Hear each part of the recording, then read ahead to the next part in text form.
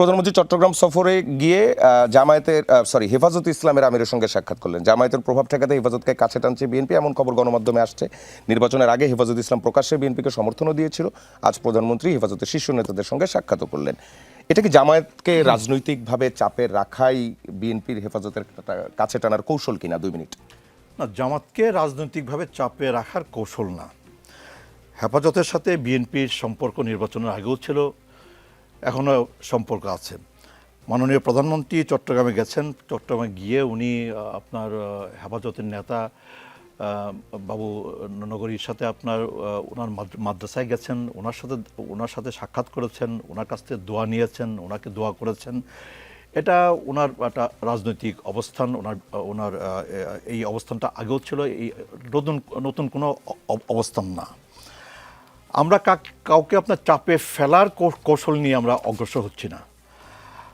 আমাদের সামনে অনেক চ্যালেঞ্জ আছে। আপনার বাংলাদেশে গণতন্ত্রের জন্য অনেক চ্যালেঞ্জ আছে। বাংলাদেশে আপনার একটা গণতান্ত্রিক রাষ্ট্র কাঠামো বিনির্মাণের জন্য অনেক চ্যালেঞ্জ আছে। আমাদের জনজীবনে আপনার নানা ইস্যু আছে, আমাদের নানা সামাজিক কর্মকাণ্ড আছে, আমাদের শিক্ষাঙ্গন আছে, আমাদের আইনশৃঙ্খলা পরিস্থিতি আছে, আমাদের ব্যবসা বাণিজ্য আছে, আমাদের বিনিয়োগ আছে, আমাদের কর্মসংস্থান আছে, আমাদের নানা সামাজিক উদ্যোগ আছে। এই সকল উদ্যোগ বাস্তবায়ন করা, এই সব কিছু হচ্ছে আমাদের সামনে বড় এজেন্ডা। আমরা এইসব এজেন্ডা নিয়ে আমরা সর্বতভাবে মনোযোগী এবং এইসব এজেন্ডা বাস্তবায়নের পথে আমরা আছি। মাননীয় প্রধানমন্ত্রী আছেন এবং একই সাথে আমরা এও আশা করি যে বর্তমান সময়ে জুলাই আগস্টে রক্তক্ষয়ী অভ্যুত্থানের ভেতর দিয়ে আমাদের জাতির যে অর্জন, সেই অর্জনগুলো যেন আপনার হারিয়ে না যায়, সেই অর্জনগুলো যেন ম্লান হয়ে না যায়।